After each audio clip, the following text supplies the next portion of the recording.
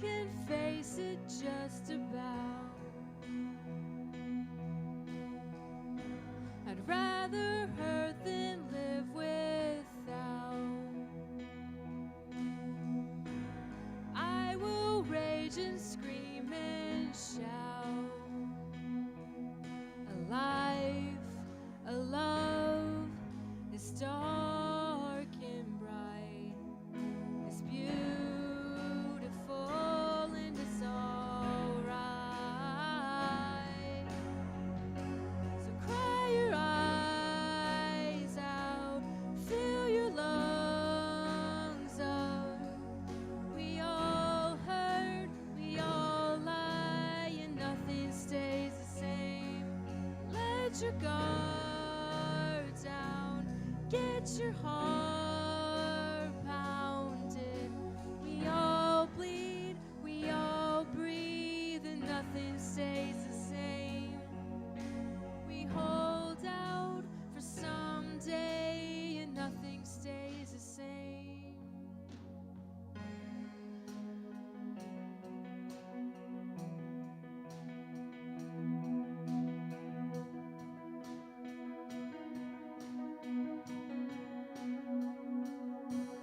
We all believe in something that will rip us into shreds. We all know why it stings to open up your chest. We all show signs of greatness that we hope that someone sees. Our broken teeth are scattered, but we're smiling underneath the towels and bruising muscles. Still we're running on and on, and we all know names of reach with lambs and battling in our everyone is yearning for a reason, for a cause, something for dear life. Hold on for your dear life. Oh, oh, dear life. Oh,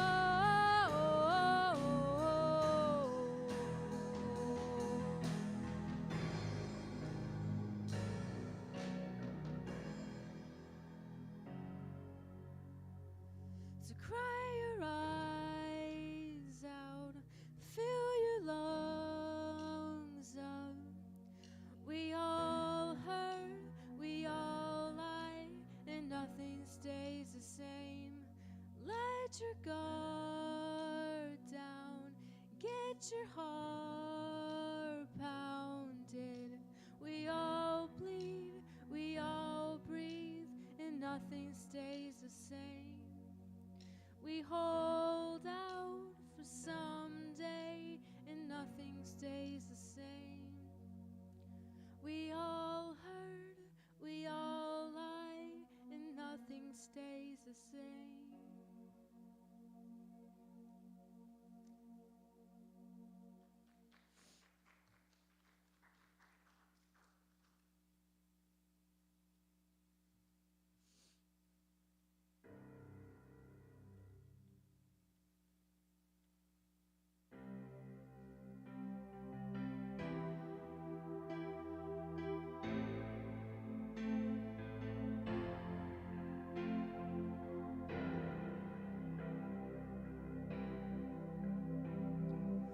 Oh, how I love you in the gentlest of ways, who ripens us as we wrestle with you. On the day that you made us, you created yourself, and we grew sturdy in your sunlight. The great homesickness we could never shake off. The forest that always surrounded us.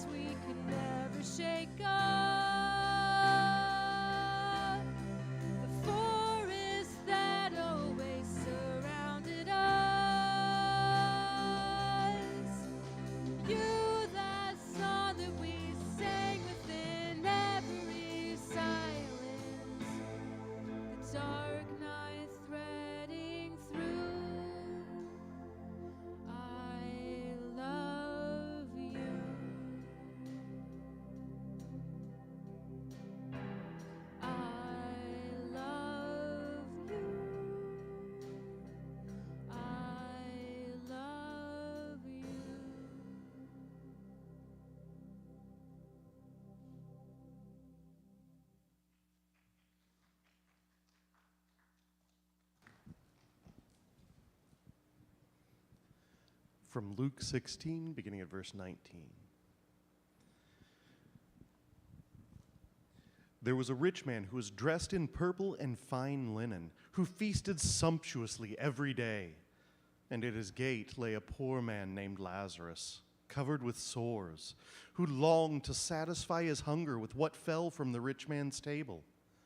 Even the dogs would come and lick his sores.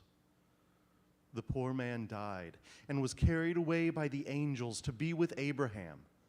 The rich man also died and was buried. In Hades, where he was being tormented, he looked up and saw Abraham far away with Lazarus by his side. He called out, "Father Abraham, have mercy on me and send Lazarus to dip the tip of his finger in water and cool my tongue, for I am in agony in these flames." But Abraham said, "Child, remember that during your lifetime you received your good things, and Lazarus in like manner evil things. But now he is comforted here, and you are in agony. Besides all this, between you and us is a great chasm has been fixed, so that those who might want to pass from here to you cannot do so, and no one can cross from there to us." He said, "Then, Father, I beg you, send him to my father's house, for I have 5 brothers, that he may warn them, so that they will not also come into this place of torment." Abraham replied, "They have Moses and the prophets. They should listen to them." He said, "No, Father Abraham, but if someone goes to them from the dead, they will know to repent." He said to him, "If they do not listen to Moses and the prophets, neither will they be convinced, even if someone rises from the dead."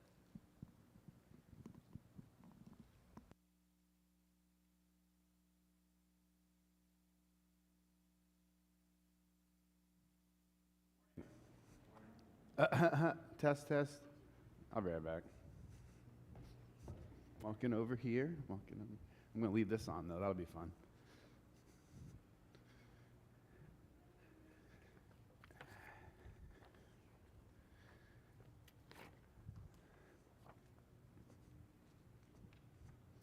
Gotta have something to say, right?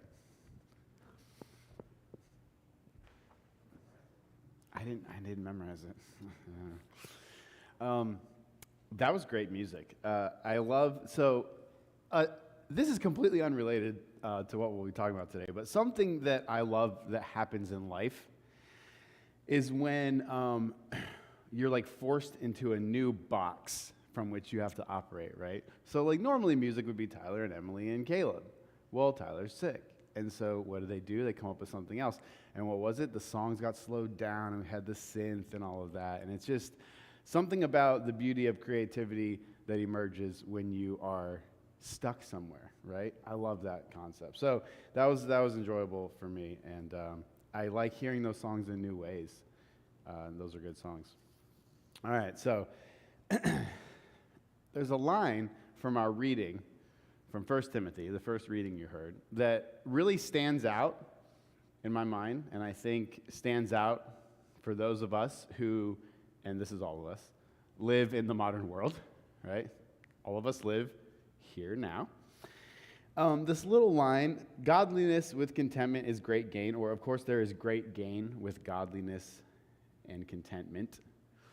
We don't really hear a lot about contentment in our culture.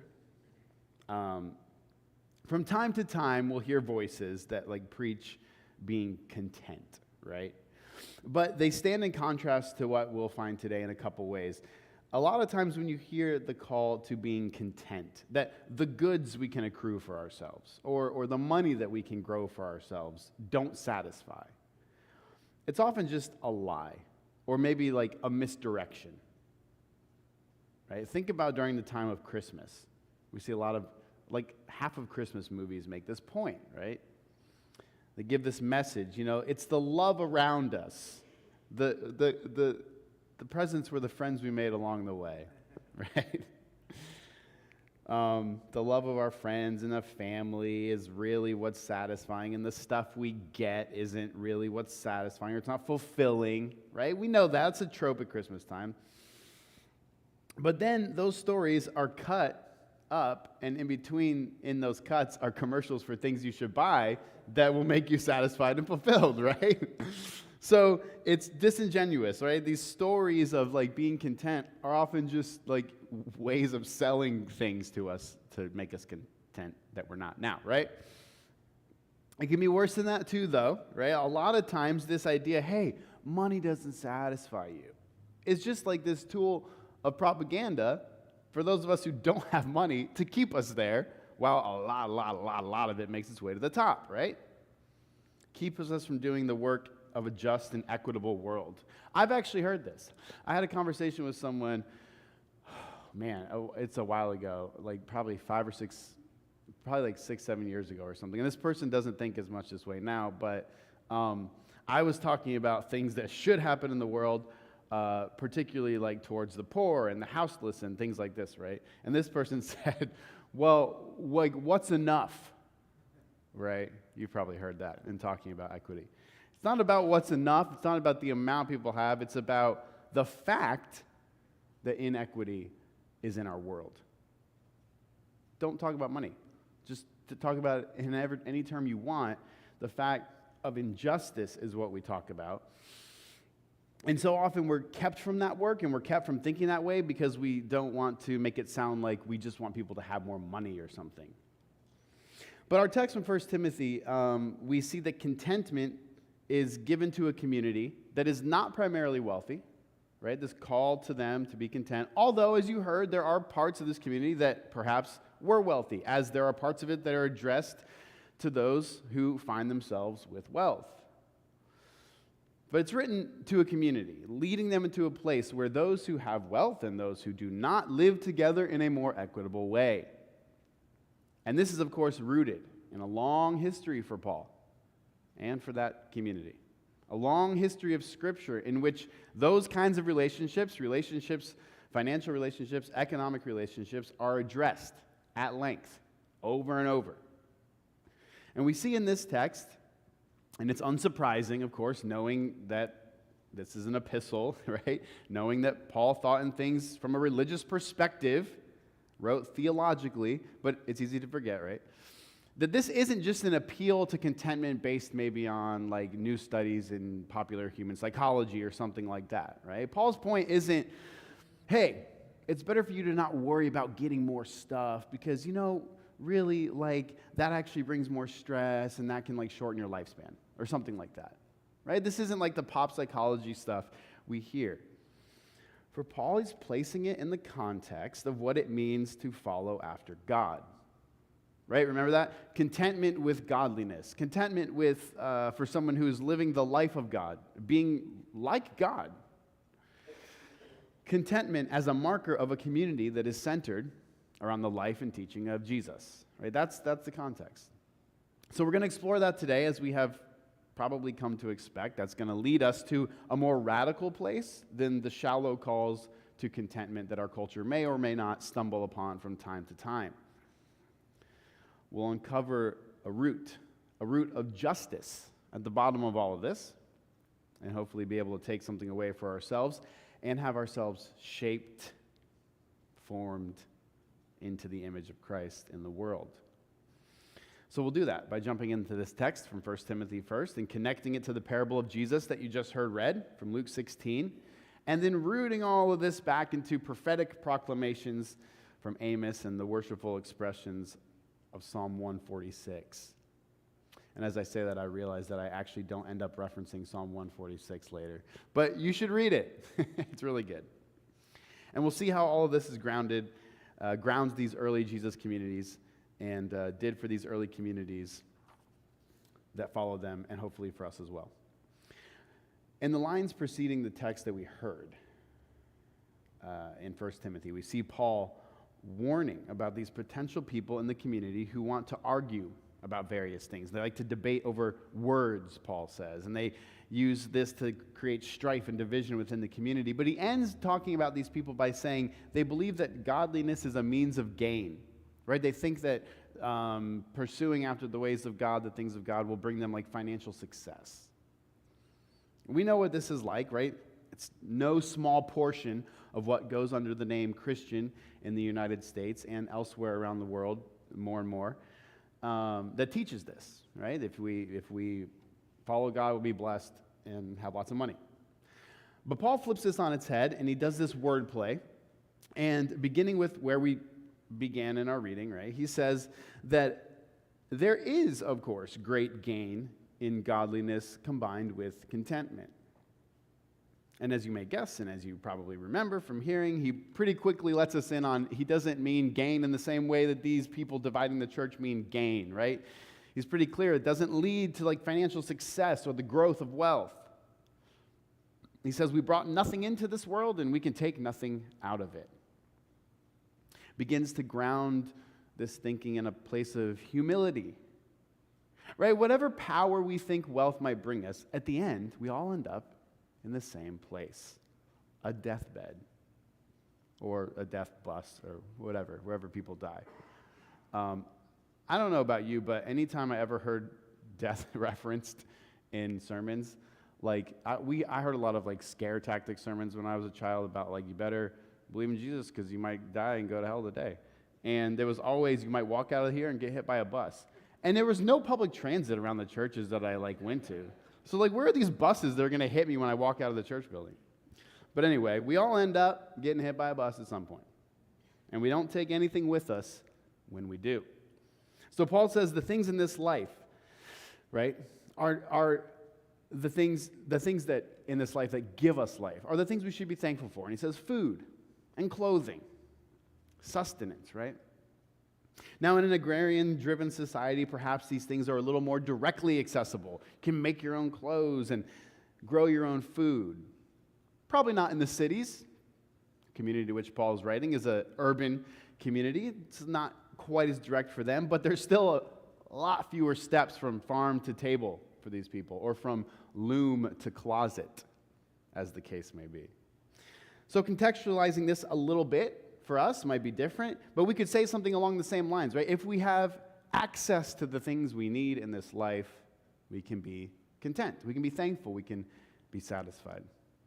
Of course, the opposite of that is when he goes on to discuss if you desire wealth. He's right. So for those who desire to be rich, they fall into trials. It says the word temptation in the NRSV, but it's not the way we use temptation now in the sense of like, you know, there's the shoulder angel and the shoulder demon, and they are whispering in your ear, and you have the chance to choose something naughty, right? That's not what temptation is. Temptation is like a time of testing, an experience that is so like deeply shaking it tests your very strength to live, right? A trial, a time of suffering. It's what we say when we pray the Lord's Prayer. Lead us not into temptation. It's the same word. Lead us not into the time of trial, that's often translated. Translated like that in the NRSV. I don't know why they don't just keep it the same in all the other places so we don't get confused. But lead us not into the time of trial. And he says that they've led themselves into these trying times. They're trapped. They're ensnared like a wild animal caught. He says they're caught by senseless desires and harmful desires. I love that Paul says senseless. Right? Because at some point, it can become really absurd to have a certain amount of wealth, right? Like, we know this. You can't take it with you. And so if you have astronomically more than you could possibly spend in this life, then where's the sense in it? It's just silly, right? It becomes senseless. Another way you could translate this is stupid. Have you ever taken that little, have you seen that little app where you can click someone, Bezos or Musk or whatever, and it has their net worth, and then you can click all the things you could buy with that, and you can buy 40 NFL football teams, and then you watch your amount of dollars, and it just drops like the first few don't change, right? It's just the back few change, and you're like, whoa! You can buy 1 million Teslas or whatever. You can just go down the list and show how absurd it really is to have that much wealth. You can't possibly spend it, and so why would you pursue it? It's not common sense. Except it is common sense in our world, isn't it? Right? That's what gets honored and lifted up, and we say these people are successful. We praise the pursuit of wealth, and we praise the attainment of wealth as something to be honored.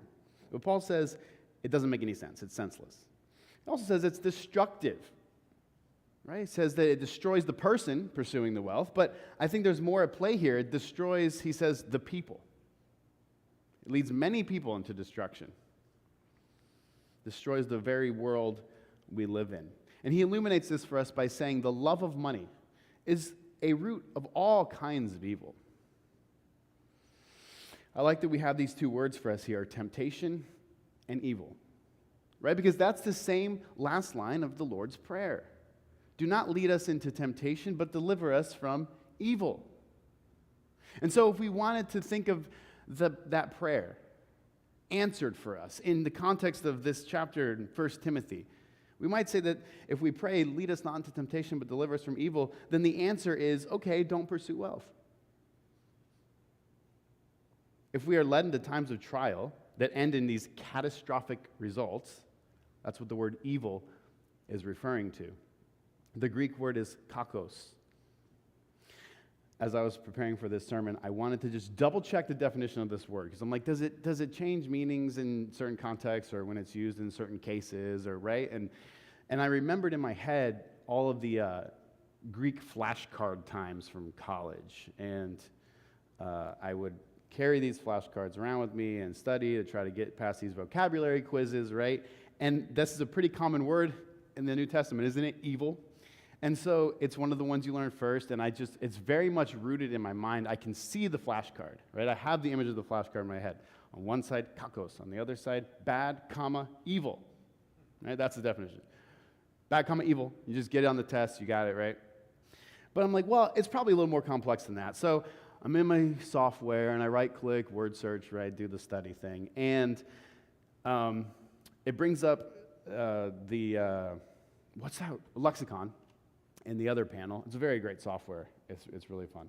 And it's got kakos, and then a bunch of other letters that start with K, kappa. And they're all really long definitions, and when they're using the genitive, it's this way, and dative, it's this way, blah, blah, blah. But kakos, all it says is bad, comma, evil. Just like the flashcard. But then it says, in the broadest possible sense. Right? Okay. So this word just means bad. All kinds of bad things happen when you pursue wealth. If we want to translate this a little more naturally, right? Come away a little bit from some of the commitments we have to prior religious language, we could say the love of money is the root of all kinds of bad. Bad things happen when we love money.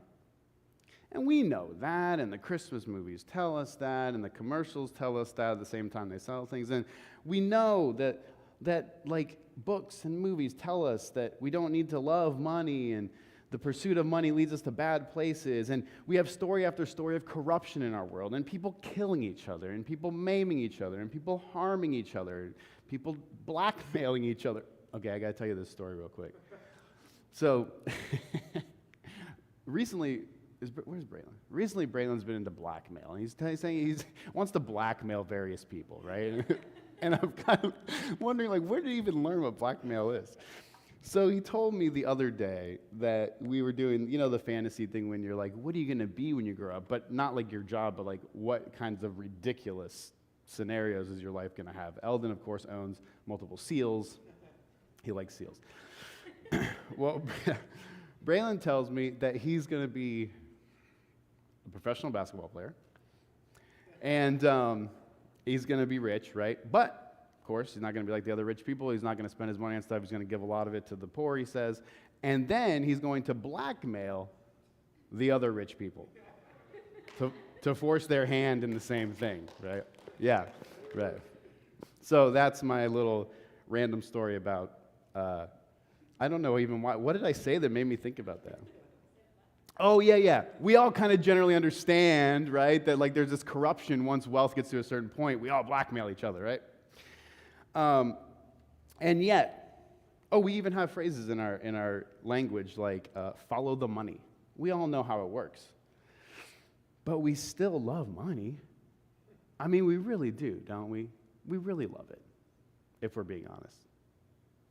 Well, the text goes into the next paragraph, and we have all these like Christianese sounding things, right?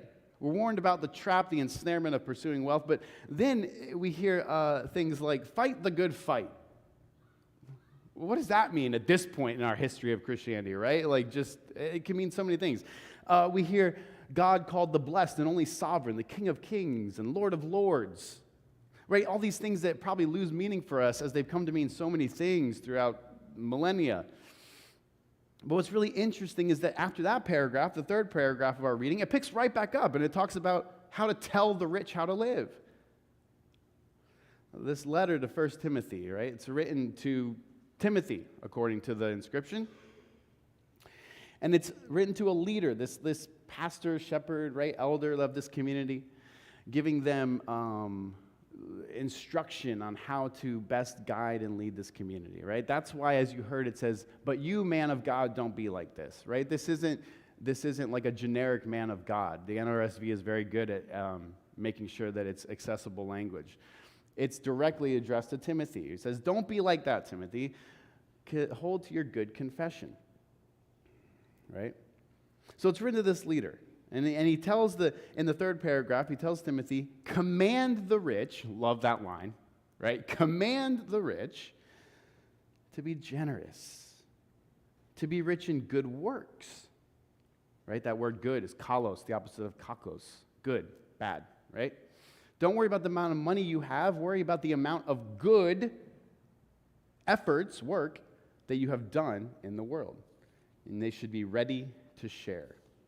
It says the return on investment, right? He says, lay up for yourself treasures in the future, right? The return on investment they should be worrying about, Paul says, is storing up for themselves a future treasure. And what treasure is that? He says they should be doing things now that lay a foundation for themselves for the age to come, so that they may take hold of the life that really is life. Well, the implication there, of course, is that the life that they're pursuing now really is death. It's not life. It looks like life. It looks like success. It looks like movement and effectiveness and dynamism. But it's just destruction. It's the pain. It's all the things that we just talked about. The pursuit of wealth, the love of money, Paul says, leads to many pains. But now, more importantly, we realize it leads to a future destruction. And we're seeing that in the world now, aren't we? The massive inequality, the way wealth is distributed in our world, not only destroys the lives of millions of people, but we're now finding out destroys the very planet itself. The consumptive nature of wealth, right? It consumes not just those who participate in it, not just those around, but everything around it. Now, maybe you picked up on it, maybe you didn't, but I kind of glossed over that middle paragraph. There's something I want to focus on that connects all of this and then leads us into the rest of these texts. We see this idea of the consuming destructive force of wealth, right? I think we kind of understand this. And I love the way that last week we heard from Jesus that it's such a palpable force. It's such a unified kind of like directed force that he gives it a name. Mammon. Mammon contrasted with the nature of God that Paul wants to display to this community. Because mammon is consuming, right? Mammon is destructive. Mammon eats and eats everything around it. Why? For its own growth. But God, Paul says, is giving, open, and generous. To the point, of course, we know from the life of Jesus, to the point of being self-giving, self-emptying. It's the opposite move of mammon. So in verse 17, we see that he says, call for those who are rich in this present age. Command them not to set their hopes on the uncertainty of riches, but rather on God, who richly provides us with everything for our enjoyment. Now that's an interesting phrase, isn't it? We see something about God and something about God's gifts, that the gifts of this earth are provided for enjoyment. Now that's the same promise, right? We got to really like divide this up here. That's the same promise we hear in culture, isn't it? Consumer culture gives us the same promise of enjoyment. The enjoyment, though, is not actually the goal, is it? We know this. The promise of enjoyment is just one step on the way for companies to get profits, Right? They don't care about our enjoyment. They care that we find our enjoyment in that product so that, after charging the markup, the profits go to the investors or the owners or whomever. The enjoyment is just a bait and switch. But the interesting little twist and the difference with God is that in Paul's theology, and the theology of the Old Testament, theology of Jesus, God has created, managed, and in some way owns all of these things. And so has no need for profit, and has no need to sell these things to us for our enjoyment, has no need to gain from them at all. And so the enjoyment we experience from them is simply for the sake of the enjoyment. Right? What mammon does is take that and twists it and perverts it. What God has given for enjoyment, mammon takes for its own growth and its own good. So then we begin to see that this posture towards wealth in our relation to the pursuit of it, right? Our relation towards money, whether we love it or don't love it, is really an act of faith. We're presented with a call from two different gods. And it's kind of, quite simply, comes down to which one are we going to trust? Which one are we going to believe? For Paul, the supreme example of trusting God, because we need an example, don't we? We have plenty of examples of mammon, and it's offered to us all the time. But for Paul, the supreme example of trusting God is seen in Jesus. And so he tells Timothy, be like Jesus, who held on to the good confession. And what is that? What is the good confession? Well, in this context, right, he talks about he gave the good confession before Pilate. So what is the story of Pilate? What is Paul referencing here? Well, we know from the gospel stories, the stories that Paul and these communities were telling each other, hadn't been written down yet, but were probably in play, that Jesus told Pilate, my kingdom is not of this world. Right? My kingdom is different than the kingdoms of this world, and I will not bow down to your kingdom under threat of death. I will not participate in it. I will not relinquish my faith, even if you crucify me. Paul says that same confession is the one you need to be making as a leader of this community. And hopefully then the rest of your community follows you in that confession. That we do not give ourselves to the kingdoms of this world and the way they structure themselves around the growth and pursuit and violence around the love of money in service of mammon. Well, obviously Jesus felt this way and told stories around these concepts, much like the story we heard today, where we see two people who, in the world's eyes, are examples of success and failure. A rich man who's dressed in fine clothing and eats sumptuously and drinks fine wines and has gates, right? A little detail. But think about how people lived in first century Judea. Like most people just lived in a little house that had 2, maybe 3 rooms, right? Little like main area and a room, something like that. In a courtyard with a bunch of other houses that are exactly the same. But this guy has enough of a large house that he has a courtyard that can be walled and gated, right? Obviously a very wealthy individual. Successful. Featured in magazines. Featured in like top 30 under 30 in Judea. Something like that. And yet we have the other guy, Lazarus. Sits outside the gates. Clearly a failure. He's sick, sores all over his body, begging for scraps of food, eating garbage, hoping that the rich man throws his trash out soon so he can have something to eat that day.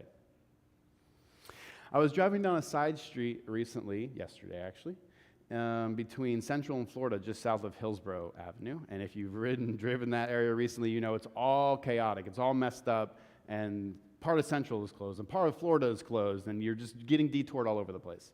So I'm on one of these little detours. I'm on this side street, and I'm driving past that new apartment building, and there's people parked in the street by the building, so that means there's only one lane open in the street, right?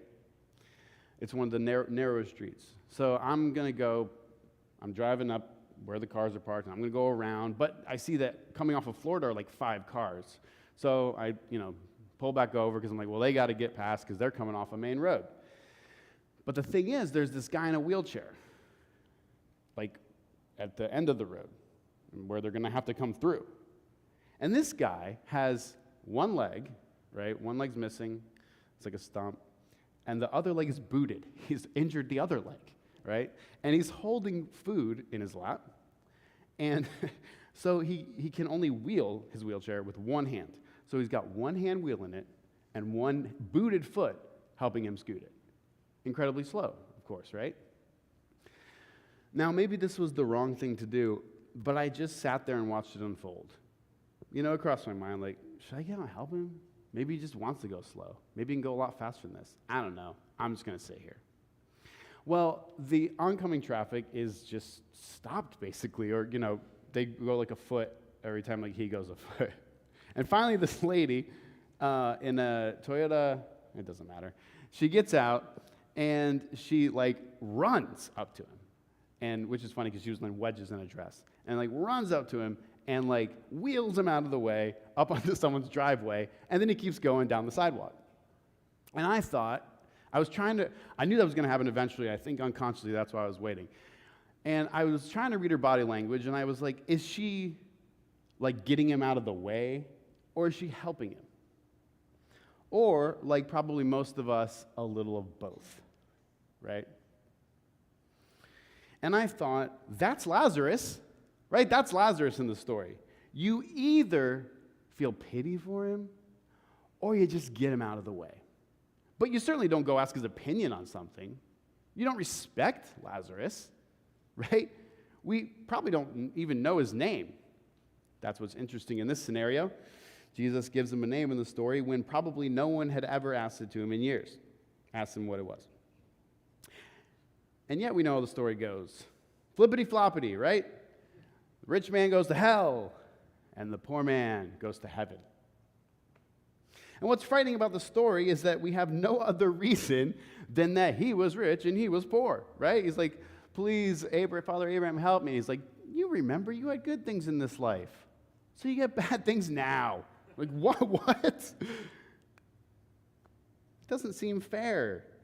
And it's not really fair, is it? And I think that's the point. I think the point is something along the lines of what Paul is saying, that what we do in this life lays a foundation for something more later. And so everything that the rich man built for himself was actually, turns out, turmoil, pain, isolation, destruction. But we also see the rich man still doesn't get it. Send Lazarus. Are you joking?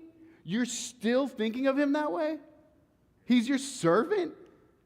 No, we're not sending Lazarus anywhere. Also, there's a wall, so we can't do it. I think Abraham's lying to him, right? Like, no, the rules say Lazarus can't come over there. And the rich man says, well, if he can't come over here to me, please send him back to earth, because he had such a good time up there last time. Please send him back to earth and tell my other brothers so they don't end up here. Can you like Ebenezer Scrooge them, right? Send 3 ghosts, and the last one's Lazarus, and he's the scariest, and so they turn from their ways, and it's Merry Christmas, everybody. Lazarus isn't someone you just get to use. And Abraham says, why would they believe a resurrected person when they have like the prophets and the law that say all of this over and over again? They go to synagogue every week. They hear the prophets read aloud. They hear Deuteronomy. They hear care for the poor. They hear Jubilee. Why would they believe it if Lazarus tells them when they don't believe the other times? That's quite an indictment for us, right? And for Christianity at large. Because many Christians want to talk about the resurrection as some kind of central feature of their faith. We want to talk about Easter being the most important day of the year. That it puts this sign and seal and stamp of approval on the life of Jesus. That in resurrection we see that God says yes to Jesus. But then all we want to do is say no to Jesus. Paul talked a lot about resurrection. He did. Because he talked a lot about giving the confession before Pilate. They go together. We deny resurrection. Christians deny resurrection all the time. If they deny the Jesus who told the story of Lazarus, if they deny the Jesus who was a friend and ally to the poor. When we honor the rich man and we forsake Lazarus, why do we think we have anything to talk about in resurrection? When we forget the thousands of years that Jesus stands on, right, his foundation, his scriptures, what we call the Old Testament, it's kind of silly to try to talk about his life. The story of Jesus is basically just a narrative telling of the text from the prophet Amos for today. Alas for those who are at ease in Zion, for those who feel secure on the Mount of Samaria. Alas for the notables of the first of the nations. Cross over to Calneh and see. Go to Helmus and go down and to Gath of the Philistines. Are you better than these kingdoms? Is your territory greater than their territory? Alas for you who lie on beds of ivory and lounge on their couches and eat lambs from the flock and calves from the stall, who sing idle songs to the sound of the harp, who drink wine from bowls and anoint themselves with the finest oils. Are you not grieved over the ruin of your brothers? They shall be the first to go into exile, and the revelry of the loungers will pass away. Right? That's the same thing as the rich man, isn't it? Woe to you and your fancy parties, Amos says, and your mansions and your fine foods. Alas to you for what is coming. That's the mentality of the prophets. That's the mentality of Jesus. That's the mentality of Paul. And why? Why? Jealousy that they're not rich, right? The claim against all people who work for the poor. Well, like we talked about from the 1 Timothy passage, it's formed from their experience and concept of God. We can have a lot of different gods. We can conceive God in a lot of different ways. But the God testified to in these texts is a God who is for the poor. Why? Because a God whose creative acts free this God from needing to be given things. A God who empties himself into the world through creation, through Jesus, and through the body of Christ in the Holy Spirit. The God that leads to good things for people to enjoy, not leading people to struggle and fight through scarcity and violence around resources. Is that the God in our consciousness? Or more importantly, is that the God in our unconsciousness? Is this the God by which we are compelled and towards which we are pulled? The testimony of these texts is pretty remarkable, and they kind of stand on their own. But I'm going to add one more thing. I want to read a quote today from an early church father, Gregory of Nazianzus. Gregory wrote extensively and worked on codifying teachings of God that we would now call the Trinity. Big proponent of it, wrote a lot of the things you may have picked up 2,000 years later, they probably came from Gregory, right? Exploring and expounding the way it is that God could be three persons, but one substance, one God, right? Very ethereal, very hard to grasp sometimes. Very rooted in philosophical debates in the 3rd century. Things we don't debate nearly as vehemently as they did. But for Gregory, there must have been something about it very real. There must have been something about it very important, because his work in thinking about God and the way that God relates to humanity led him also to say this. Brothers and sisters, accept my words on love of the poor, not in a mean spirit, but generously, that you may be rich in God's kingdom. And pray, we may bestow these words on you richly and nourish your souls with our discourse, breaking spiritual bread for the poor. Perhaps we may make nourishment rain from heaven, as Moses did in ancient times, lavishing on you the bread of angels. Or perhaps we may feed many thousands in the desert with a few loaves and leave them satisfied, as Jesus later did, who is the true bread and source of true life. We must open our hearts then to all the poor, to those suffering evil for any reason at all. According to the scripture, rejoice with those who rejoice and weep with those who weep. Because we are human beings, we must offer the favor of our kindness first of all to all other human beings, whether they need it because they are widows or orphans, or because they are exiles from their own country, or because of the cruelty of their masters, or the harshness of their rulers, or the inhumanity of their tax collectors, or because of the bloody violence of robbers, or the insatiable greed of thieves, or because of the legal confiscation of their property, or shipwreck. That one's kind of funny. All are wretched alike, and so all look to our hands as we look to God for the things we need. That's it, right? I love the radical hospitality of this call. He says, to all the poor and those who suffer evil for any reason at all. You don't get to be like, no, you had it coming. You had it coming. It's amazing, too, that he references when people leave their countries. I don't know where his country was. I don't know where Gregory lived. I don't know what countries people would have been having to flee, right? It feels like it was all relatively the same, the Roman Empire. But whatever. He says, whatever the reason, harsh masters, that implies slaves, harsh rulers, harsh tax collectors, right? Whatever it is. All of these things happen to this day. Governors ship them to another state. Whatever it is, right? Whatever the reason, Gregory says we must receive them all alike. Because we rejoice with those who rejoice and weep with those who weep. We stand alongside those who suffer. That's obviously something that comes from his experience of Jesus, who suffered alongside those who suffered, even all the way to the cross. It reminds me of a quote from Eugene Debs, congressman in the late 1800s. While there is a lower class, I am in it. While there is a criminal element, I am of it. And while there is a soul in prison, I am not free. Is that our mentality? That depends on how we're imagining God. What that word God does for us, means for us, moves in us. If it means for us the things it meant for Amos and Paul and Jesus and Gregory, then yeah, we can say that. But if it means something else for us, we'll end up somewhere else. Is our God more like Mammon, who demands our labor for his own good? Is our God one who leads us into retribution and violence and anger when we feel like something's been taken from us? Something we deserved has been gotten by somebody else. Because that's the root of contentment, isn't it? Contentment is not possible if we imagine that other people are taking advantage of us when really they're just struggling like we are. Are people taking advantage of us? Sure, that's what Amos is all about, right? That's what the story in Luke is about. It's not being discontent to call for justice and equity, but it is being discontent to try to scrape and claw our piece of the pie from someone else.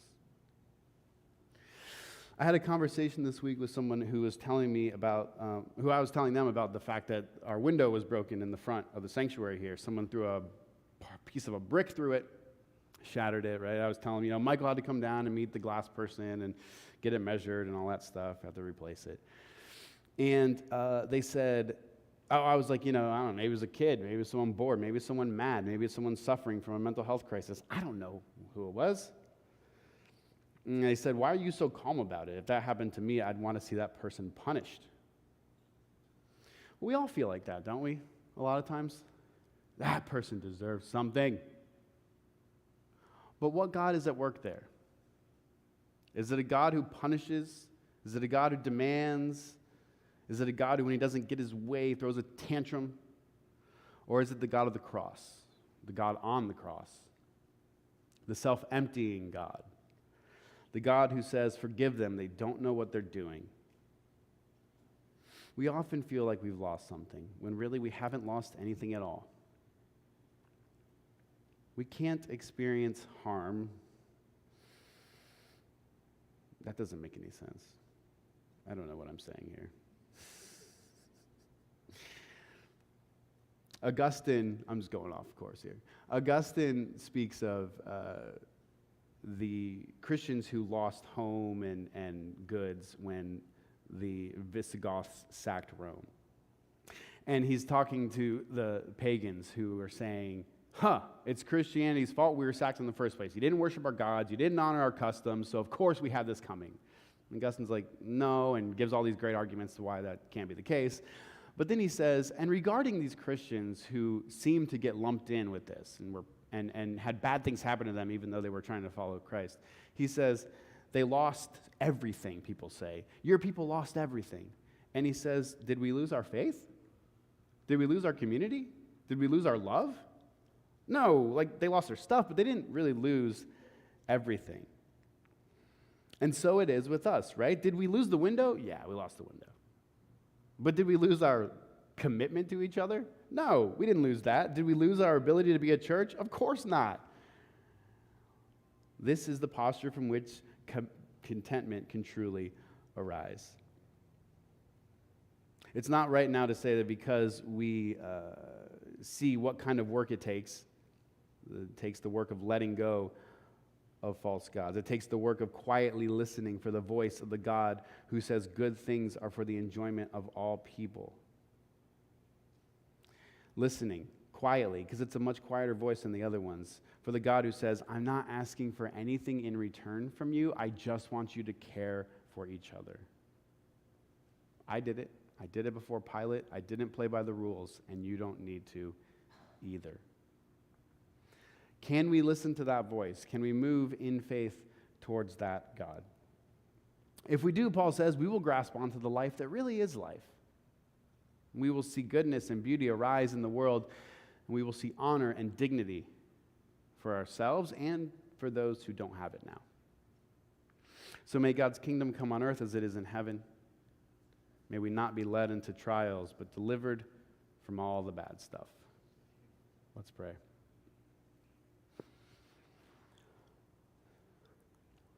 God, free us from the love of money. Not one of us in this room have the kind of wealth described in Amos. None of us have the kind of wealth that can buy 35 professional football teams, but we can absolutely be ensnared